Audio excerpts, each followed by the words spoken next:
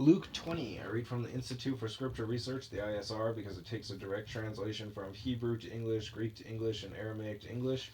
Yah is the Elohim of the heavens and the earth, the first and the last and the only, and he's an extremely jealous El. He's so jealous that he doesn't even want the names of idols or mighty ones to come to our lips. And Yah is short for Yahweh, Yahweh, Yod-He, Vav-He. It's like saying Dan, Daniel, Daniel with an E. What is the difference and does matter is when people say that Phil, Bob, Sam, and Aaron are the same name when no they're not, and no one in their right mind would ever believe that. And only a fool would believe that a hammer could force its creator to do anything, and there is no letter J in the Hebrew, Greek, or Aramaic text because the letter J is about 600 years old. Well, the son of Elohim, Yehoshua, died on a stake for the sins of all of humanity over 2,000 years ago. In a direct translation from Hebrew to English, Yehoshua is Joshua, and I strongly believe that the son of Elohim's name, Yehoshua, means Yahweh is salvation. 20.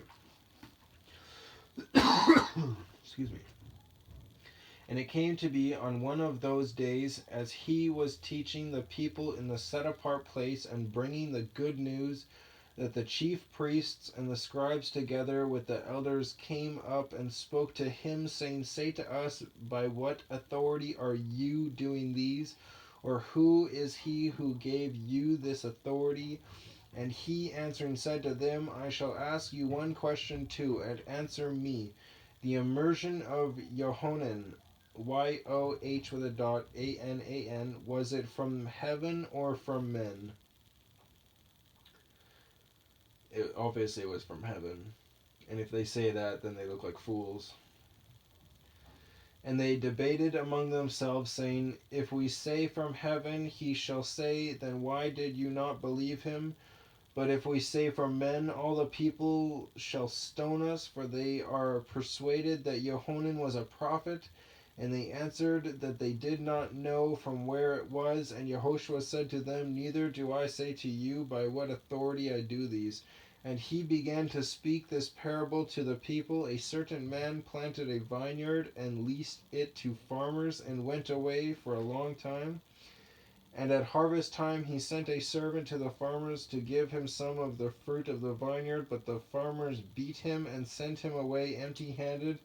And again he sent another servant, and they beat him too, and maltreated him, and sent him away empty-handed. And again he sent a third, and they wounded him too, and cast him out. And the owner of the vineyard said, What shall I do? I shall send my son, the beloved. They might respect him when they see him. No, they won't. Anyway, this is a parable about, it's said it quite a few times already, but this is a parable about Yahweh sending his prophets and sending the seers and all those people, and then sending his son, and they all got mistreated and abused and were killed anyways. But when the farmers saw him, they reasoned among themselves, saying, This is the heir. Come, let us kill him, so that the inheritance becomes ours. And they cast him out of the vineyard and killed him. What then shall the owner of the vineyard do to them? He shall come and destroy those farmers and give the vineyard to others. And having heard, they said, Let it not be. But he looked at them and said, What then is this that has been written? The stone which the builders rejected has become the chief cornerstone. Excuse me. Everyone who falls on that stone shall be broken, but on whomever it falls he shall be pulverized. And the chief priests and the scribes sought to lay hands on him in the same hour, but they feared the people, for they knew that he had spoken this parable against them. And keeping a close watch on him, they sent spies who pretended to be righteous to catch him in a word, in order to deliver him to the rule and to the authority of the governor. So they asked him, saying, Teacher, we know that you say and teach rightly, and you are not partial to any, but teach the way of Elohim truly. Is it right for us to pay taxes to Caesar or not? But perceiving their craftiness, he said to them, Why do you try me? Show me a denarius. denarius. It's a Roman monetary. Whose likeness and inscription does it have? And they answering said, Caesar's. And he said to them, Then give to Caesar what is Caesar's, and to Elohim what is Elohim's. So everything on this earth give to man, and everything in your soul give to YahWeh. And they were unable to catch him in a saying in the presence of the people, and marveling at his answer, they were silent. And some of the Sadducees, Sadducees, who denied that there is a resurrection, came to him and asked him, saying, Teacher, Moshe wrote to us that if a man's brother dies having a wife, and he dies childless, his brother should take his wife and raise up offspring for his brother. Early on, it's Deb. I can't remember what Deb is.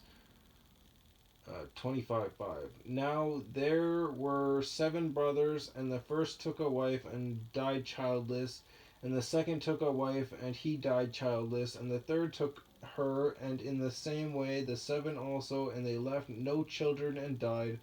And last of all, the woman died too. At the resurrection, then whose wife does she become? For the 7 had her as wife. Again, the only one that we will, as a body, the bride as a whole, will be marrying will be Yehoshua. And it's not a physical marriage like you would see here on earth. It's a little hard to explain, but we'll get to that. Excuse me.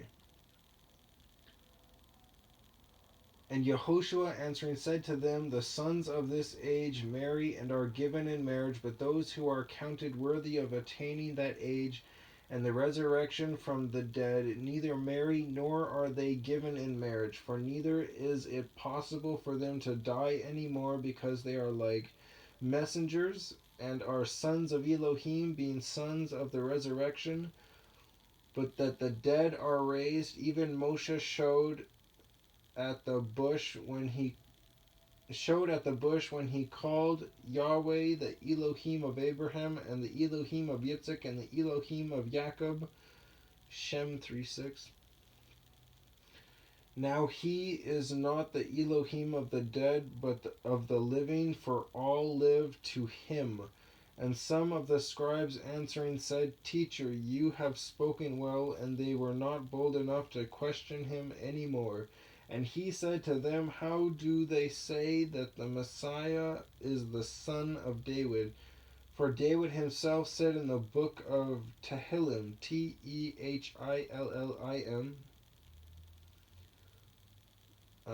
YahWeh said to my master, Sit at my right hand until I make your enemies a footstool for your feet.